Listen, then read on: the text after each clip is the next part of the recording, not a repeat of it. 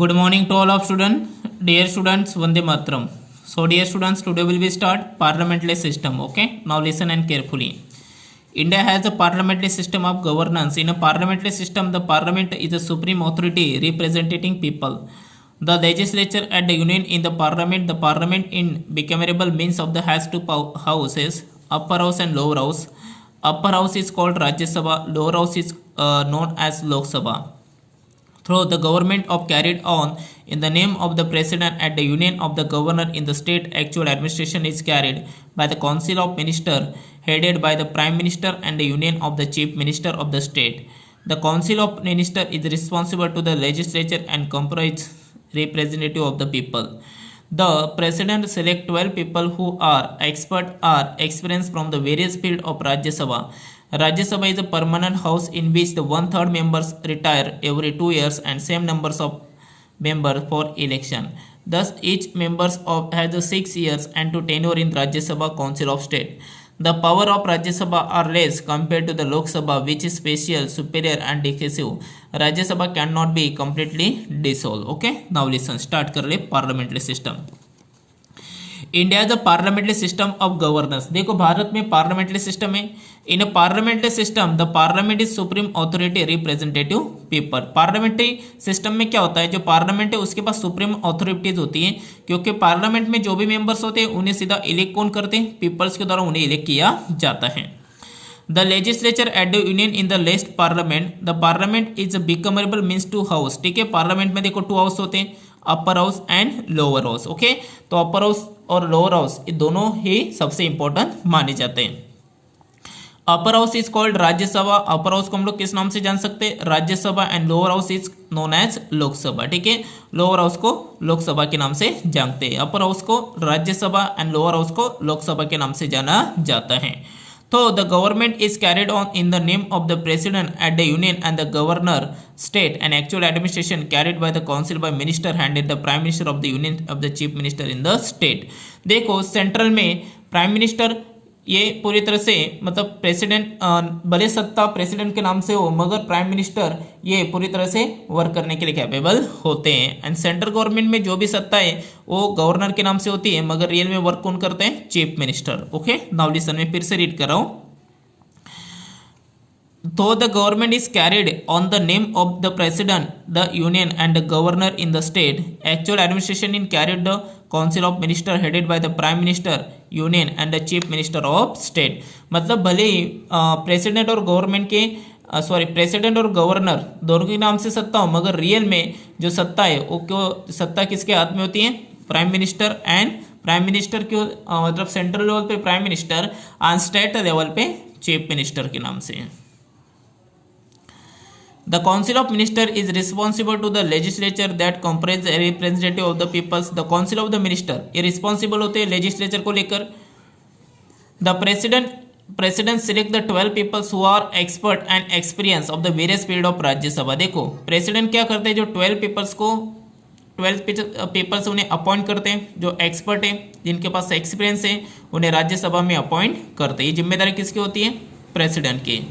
Rajya Sabha in a permanent house in which the 1/3 members in retire every 2 years. Rajya Sabha एक permanent house है, यहाँ पे देखो 1/3 मेंबर्स है और एवरी 2 years में रिटायर होते हैं. And same numbers of election, फिर से उतने नंबर्स को वहाँ पे इलेक्ट किया जाता है. ओके, यानी एवरी 2 years में 1/3 मेंबर्स रिटायर होते हैं और फिर से उतने मेंबर्स को इलेक्ट किया जाता है.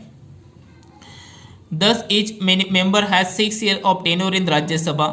जो राज्यसभा है उसका समय रहता है 6 year का. The power of Rajya Sabha are less compare to the Lok Sabha. Rajya Sabha के पास पावर कम है, तो सबसे ज्यादा पावर किसके पास है, लोकसभा के पास. Which is a special, superior and decisive.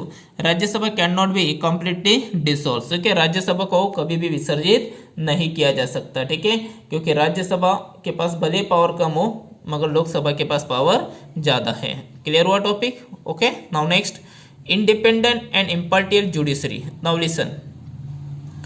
The Constitution has provided for the establishment of an independent and impartial judiciary.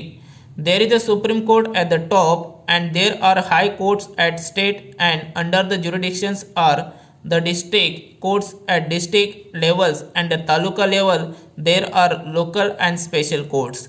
The judgment of Supreme Courts are binding to all the subordinate courts of nations. In case of conflict between the union and state government, matters relating to the constitution and interpretation of statutes, the final decision is vested with the Supreme Court. The Supreme Court is the protector of guardians of the constitutions. Okay, now listen. Independent and impartial judiciary, ठीक है, यानी भारत की जो judiciary है वो independent है और इम्पार्टियल है, उसके बारे में देखना है।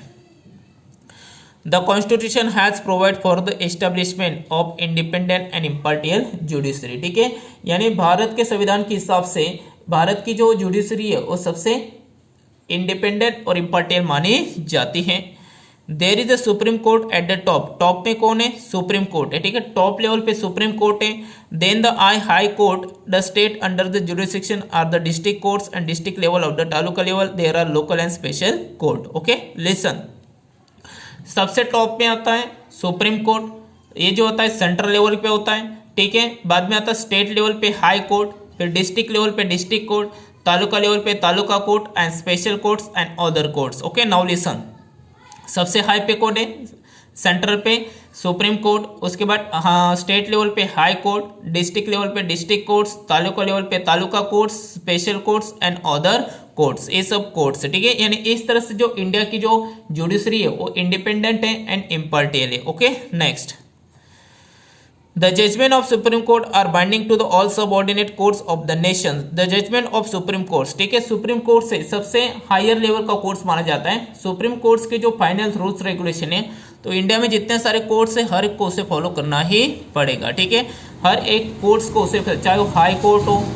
डिस्ट्रिक्ट कोर्ट हो, तालुका कोर्ट हो, सबऑर्डिनेट कोर्ट हो, हर कोर्ट को ये रूल्स रेगुलेशन फॉलो करने ही पड़ते, ठीक है, सुप्रीम कोर्ट की जो फाइनल अथॉरिटी है वो सबको मानने ही पड़ते हैं। Okay, next, in case of conflict between the union and state government matters related to constitution interpretation state the final decision visit the supreme court. Suppose किसी स्टेट में कॉन्स्टिट्यूशन को लेकर कोई प्रॉब्लम है, वहां पे इंटरपर्सनल रिलेशंस को लेकर कोई प्रॉब्लम है, तो फाइनल अथॉरिटी किसके पास है? फाइनल डिसीजन कौन ले सकते हैं? Supreme court. The supreme court is the protector and guardian of the constitution. Supreme court को देखो प्रोटेक्टर एंड गार्डियन कहा जाता है कॉन्स्टिट्यूशन का, मतलब कॉन्स्टिट्यूशन को ये प्रोटेक्ट करता है और उसे बार बार गार्डियन करता है, इसलिए जो सुप्रीम कोर्ट है वो सबसे हाई लेवल पे उसे हायर अथॉरिटी के नाम से भी जाना जाता है। Okay, supreme court is known as apex courts के नाम से भी जाना जाता है, यानी सुप्रीम कोर्ट के पास जो अथॉरिटी है वो सबको मानने ही पड़ते हैं। ओके, सो डियर स्टूडेंट्स, आज हमें इतना टॉपिक देखना था,